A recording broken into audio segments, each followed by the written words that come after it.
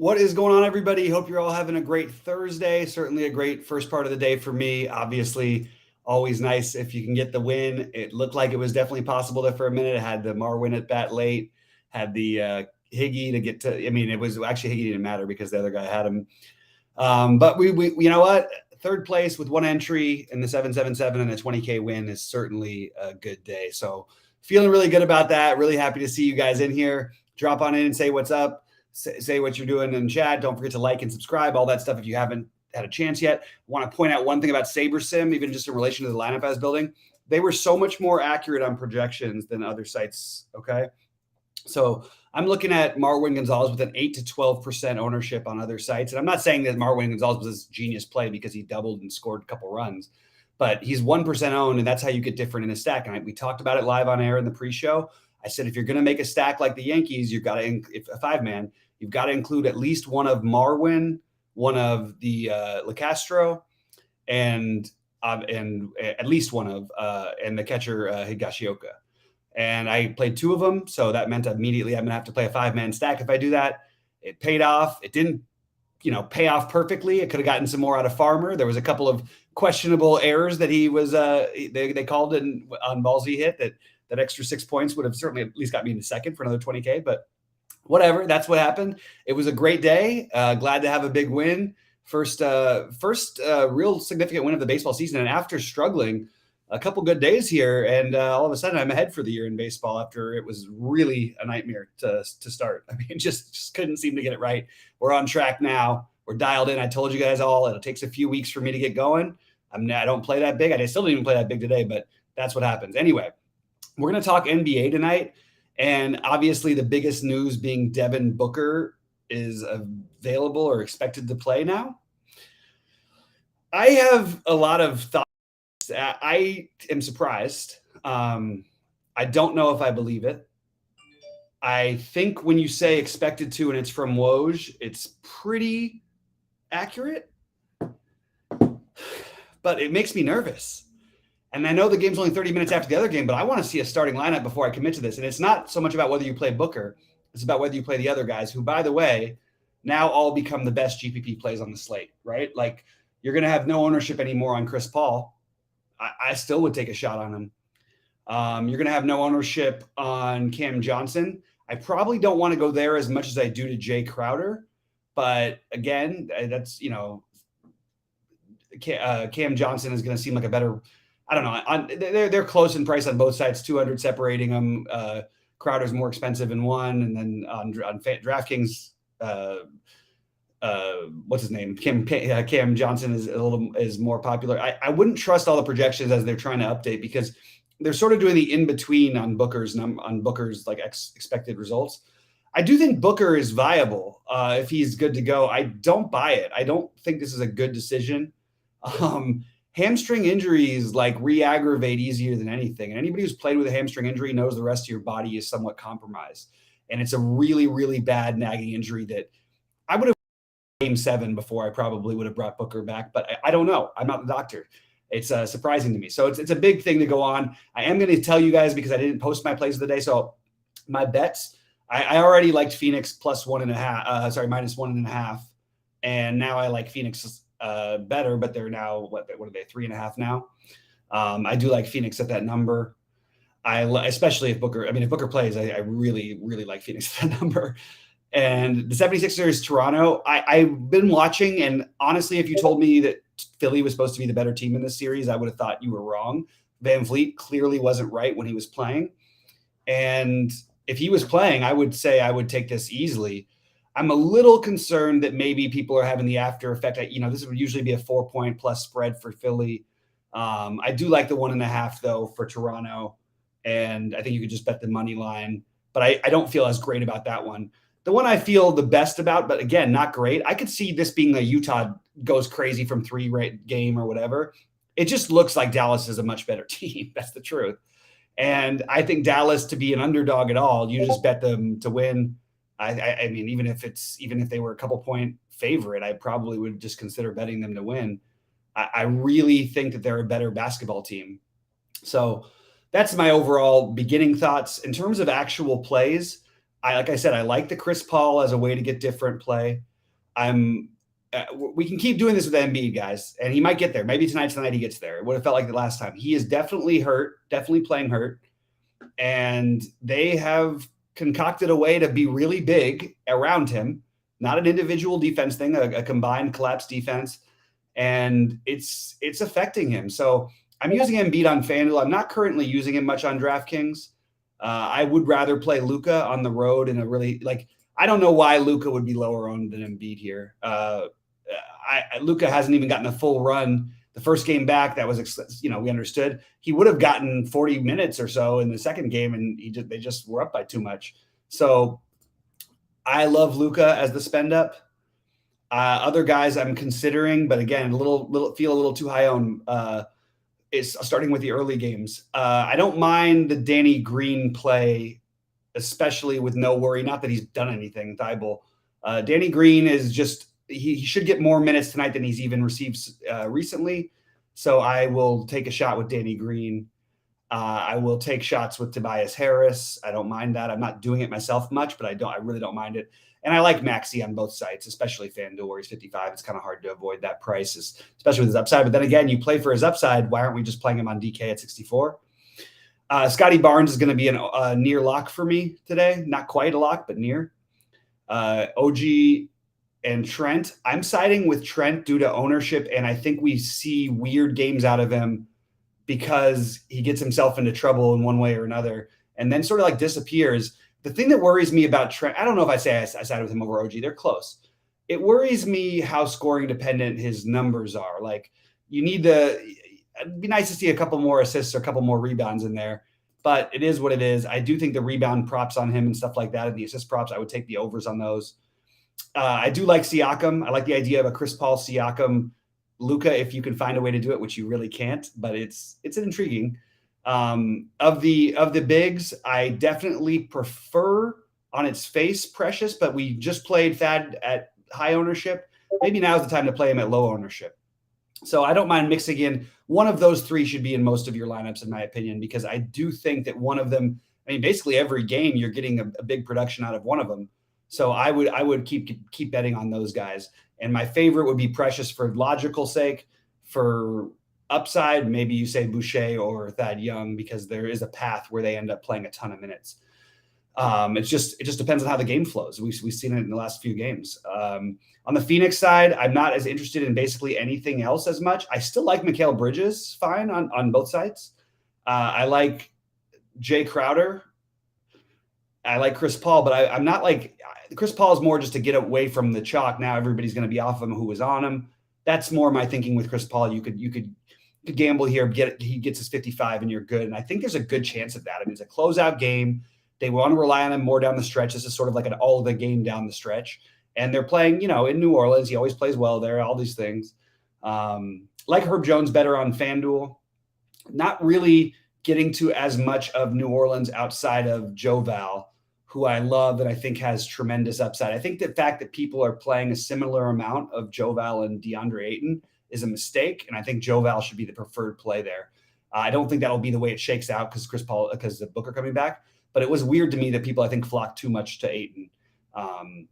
Anyway. And then in the last games, I like Luka. I like the price on Dinwiddie on FanDuel is definitely intriguing enough to get me going on that. So I can get some 4,800 Dinwiddie on FanDuel.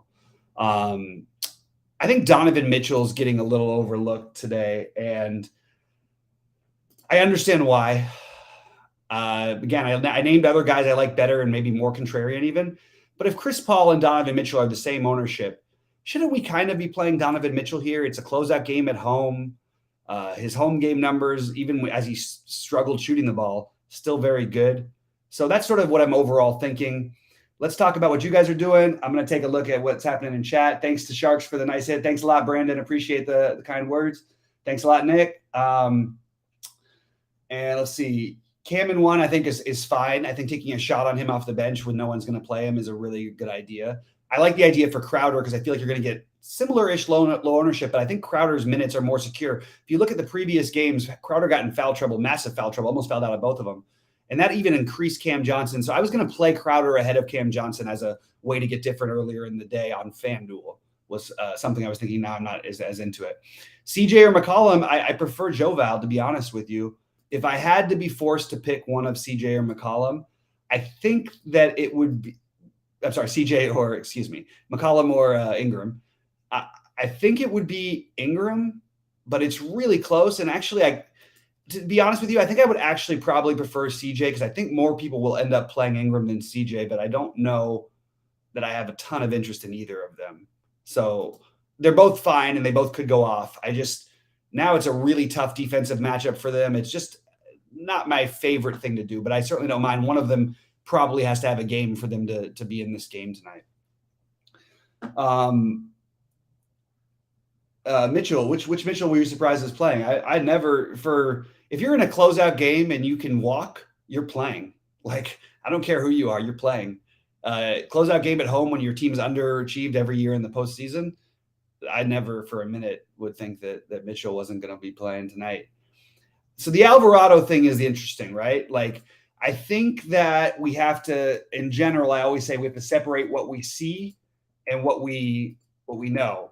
Because like Alvarado hasn't really gotten there. I guess you could say in the last game, he kind of got there with 18 fantasy points. And that's after playing really well and being a hound on defense. And because he's all over the place and getting steals and stuff, this team doesn't turn the ball over that much. So he would have to get really hot to really put up a big number, but he doesn't have to, right? If he puts up like 16 to 18, you're probably okay with that. So I think he's fine. I think that he's basically Nance or the one who's sort of being phased out a little bit, seemingly, is the big guy. Why can't I think of his name right? Jackson Hayes. Larry Nance is, I think, a reasonable gamble as a cheap price tag, and I think that I would say the same thing about. I just think as long as if he starts tonight, and if he doesn't, that's a whole different story. But if he starts tonight, I am probably going to play some Jackson Hayes. Just because the price is it's 3,100. Even in 15 minutes, he can get there. I know we haven't seen it, but honestly, his numbers are basically similar to Alvarado's outside of game 3 in terms of minutes and production. And I think there's more upside for him in a certain game path. You get 2 quick fouls on Joval. Even if Nance comes in, probably want somebody with Ayton. Even if Nance guards Ayton, does that mean he's phased out? Or what if he's playing really well? Or like he's a guy who can put up like 15 in like 3 minutes. So he just is interesting at 3,100 when people are going to overlook him. So I would rate all those guys as fairly similar. I think the higher owned will be the Alvarado, and I'm good with it. I just want to include these other guys because I think it's the right thing to do. Let's see. I can't get multiple position. They just are getting tougher on. I have to play the 3-point guards now. And then, I think Dwight Powell also is in play. Remember, that game was a blowout last time, and it probably cost him some of his run. So just keep that in mind. I also think Reggie Bullock may be a worse play than he looks like because remember, he's like plays every minute on the court. He still isn't really quite getting there. I guess you could, whatever you want to say about him. He's doing Reggie Bullock things. He's just barely squeaking by, but his minutes don't have to be as hiked up as they've been with all these guys healthy. And my bet is if they need some offense, Dinwiddie could sort of take that role. So I'm just saying, like, he might not play 42 minutes. He might play like 36. You know what I mean? And he's still going to play minutes. It's just he doesn't do anything really for the most part. So there's that. That's pretty much it for my overall outlook. I still have to finish building my lineup, so I'm happy to talk about questions, happy to talk about anything else. Spend downs I like the most. So I sort of just went through them, but the ones who, again, it's hard to spend down and you can't really feel really good about any of them. I think Dwight Powell certainly deserves some consideration. I think that Alvarado, I think Jackson Hayes and Nance, I think you find one of Hayes or Nance kind of a thing. And then you could even conclude Alvarado in that or not. I don't know that Alvarado from a game theory standpoint I don't know. Well, now it's from a regular production. Like, I don't know. I guess his ownership is low enough to where it's definitely kind of interesting. I'll tell you what, I probably would prefer Campaign over them if Alvarado, maybe not actually. That's tough. I like Alvarado fine. I just don't want to. I don't think you should feel necessarily great about any of these guys, but you should feel like they're all fine. So it's like my little groups are one of Precious, Boucher, or Thad. one of Alvarado, Nance, maybe two, but one of Alvarado, Nance, and Hayes. Just to that, because I'm trying to do that. Spending down just to spend down to try to fit in big things doesn't make sense unless you're going to take a shot to try to, you can win a tournament with some of these other guys if they somehow hit that weird 8 to 10x thing. I think James Harden's going to be crazy low owned. I'm very intrigued by this. I don't think I can do it, but I'm intrigued by it. His numbers are actually pretty similar to Embiid's in terms of production in this series. So, but I am interested in it anyway. All right. Monty Williams announced Booker available tonight. Yeah. Oh my God. I like Chris Paul as a pivot. Okay. So we're going to have to figure this one out, guys. So drop in any more questions or thoughts. We're going to assume that he's good to go. I think that there could be some decoy effect. I'm not 100% sure of that. Feels odd to me, this whole situation, because it was really one I didn't account for. I do think guys playing, like if they were down 3-2, I'd understand it more. It's a little surprising when you still have a home game. I love Booker, and he's a competitor. He's a Kobe disciple. Kobe would have played in this game as long as he could walk. I get it. It's just the modern day basketball has conditioned me to think that's no way, right? Anyway, that's where I'm at. So drop on in any questions, any thoughts, any ideas, and I will answer them as best I can. Any Finney Smith, it's the same play. We talk about this all the time. It's just the same thing. We don't like the same thing is we don't need to ever have conversations about these guys. I'm happy to answer them. It's the same play it always is. There is nothing about this situation. Sure, he's going to be owned. He's 5,300. Like Bullock, he plays a lot of minutes. He doesn't really do all that much. Somewhat 3-shooting independent. I would say he's a better play than Bullock. Put it that way, I guess. Why deep breaths? This is how I talk. This is what people like about me. I can get all the information out quickly. The problem is only 3 games here, so I got to get it all out quickly. Yeah, Vinny Smith is completely fine. If he might even end up in like my biggest lineup if I just happen to need and I find a build that I like. Just don't think it's like any sort of play to try to get in. Clarkson is just a gamble. Just if you want to gamble on Clarkson. There's literally nothing that anybody's going to tell you any differently than that. I think that there's an argument for him because of his price hike. And I think that you could gamble on that, but I think you could also play Mike Conley, who's also going to be lower owned because of that perception. So I think that one of those two definitely makes sense. I just can't see Donovan Mitchell like going quiet. Like you want a 30-shot game from Donovan Mitchell. This might be the 30-shot game if this game is challenging for them. That's what I would gamble on. And I think they're going to go small quite a bit. I think that Gobert is not making any of my lineups tonight. Sai, whatever. He hasn't gotten there once, and they keep playing small, and they're playing better with him off the court. Same thing as last year. I told you they would do this, Dallas. They would do the same thing the Clippers do. Play the small lineup, have the 3-point shooter on the outside, which makes things worse for Powell because he's not as good a shooter as Kleber is. But it's just what I think they're going to try and do. They're going to try to play them with athletic bigs who can shoot. Lower cost shooting guard you like most on DK? Good question. That's, it's so funny because it must be a Shamit related question. Am I right? Tell me if I'm right about that, because I had Shamit too in some early builds because of the non-Booker we thought. So the spend downs, there's not really any, to be honest with you, that are good. Bullock is 5K. Clarkson is a gamble. There's none. There's not a good shooting guard spend down on DraftKings. Simple as that. So, yeah. Yeah, so there isn't one. You have no pivot. I have no pivot too. Hopefully you can rearrange your lineups and find some other positioning or something, because I can't do it. I tried to play them. I'm trying to play my Luka Chris Paul lineup with Joe Val, and I can't seem to shake Shamit as a shooting guard then. So I'm obviously going to have to, but there is legitimately no option I feel good about. The best thing, I guess, would be, and they don't even make Danny Green shooting guard eligible on DraftKings. Not that I even want him, but I could see him being the best ideal spend down. I don't think anybody else is intriguing enough. The weirdest one I would do in a 150 max, I would absolutely throw in a couple of Devontae Grahams, but I don't like it. It's obviously a better play than Shamit is, but still not a good play. Man, if they're baiting us with this Devin Booker thing, I don't think they are, but if they are now, remember who was skeptical, because I'm having a hard time seeing it. It feels like a trap. Like, it feels like they're gonna like put him out there for like I don't know what they're gonna do, to be honest with you, because if he goes, he like goes. It's not like he has games where he's limited ever. He just doesn't do it. Ugh, I don't know what to do with that situation. Anyway, all right, guys, pop on in. Please hit the like button if you don't mind. We always appreciate it. Again, coming off of a good day, I'm going to have to go build my lineup soon, but I am going to sit here and listen to all of you say whatever you got to say. The like button if you don't mind.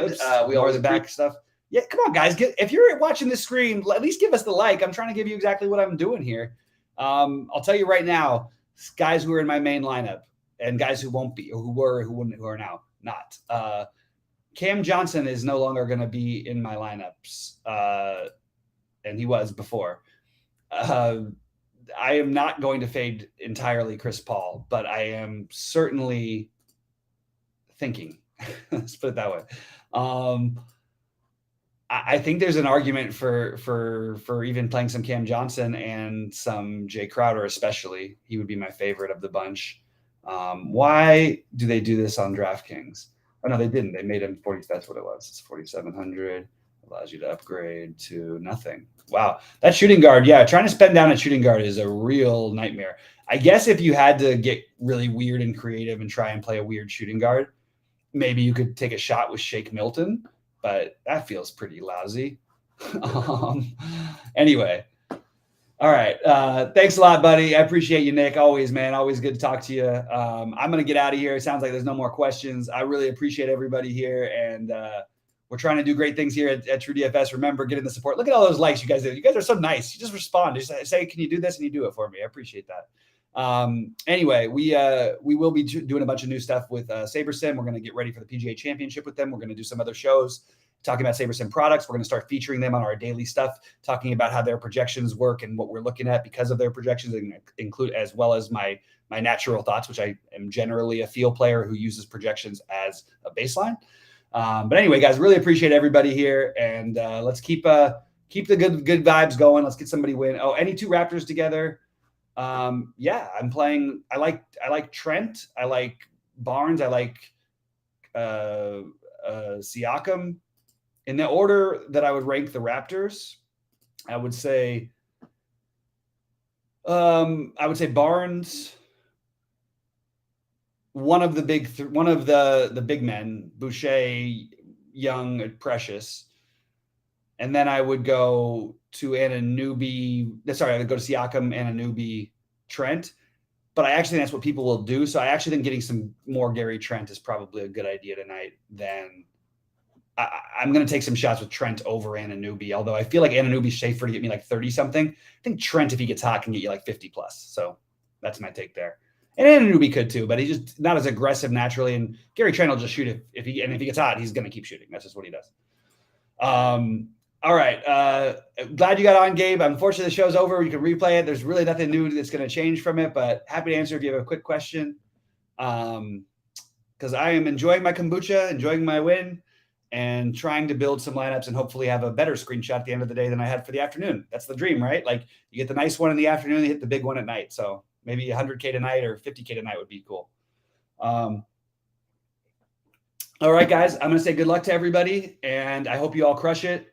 And for True DFS, I'm Bobby Fi saying, oh, you got a question. Okay, go ahead. I do this all the time. I do the fake sign off. I probably do it more than anybody else. Maybe that's my sign off, is like the fake sign off. Like, I act like I'm going, and then I listen to the next question. Go, get the question. Let's get it. No, I'm just kidding. Waiting for Gabe's question, and then I will get out of here because I do try to answer every question. I am in our Discord, by the way, so you can jump onto that. No, dude, I'll answer the question. Let's go. What was the question? Now we get to sit in uncomfortable silence. It's weird, right? This is what I look like when I don't talk. You guys have never seen that before.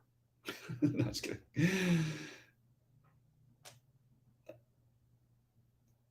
Okay, who takes away more from each other?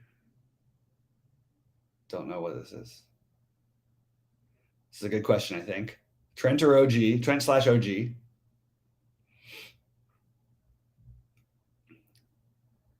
Thanks a lot, Brandon. Good luck to you, my friend. Hopefully you had another screenshot for us. He's just crushing the NBA stuff right now. I need to take some advice from Brandon based on him giving us credit for advice. He's getting a lot of the right mixes. Precious Siakam. That's a really good and very unusual kind of question. You can play Precious and Siakam and Trent and OG together. They're both fine.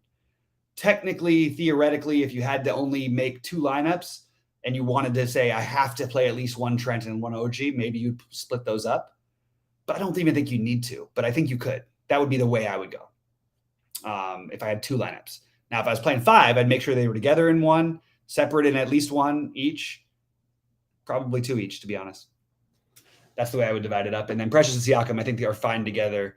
But I do think there's a little bit of a downtick for Siakam. So maybe, but it's weird. Like Boucher could take away more from Siakam in a way because he can do the scoring part of it too, which is how Siakam between assists and scoring is going to be a big part of his production. It's a really good question though. But I think I would err on the side of the Precious Siakam one, but they're both totally fine to play together. Anyway, guys, good luck to everybody tonight. I hope you all crush it, and let's make some money. And again, if you're not in the Discord, you're making a huge mistake. It's not going to be for free for much longer. So come on in.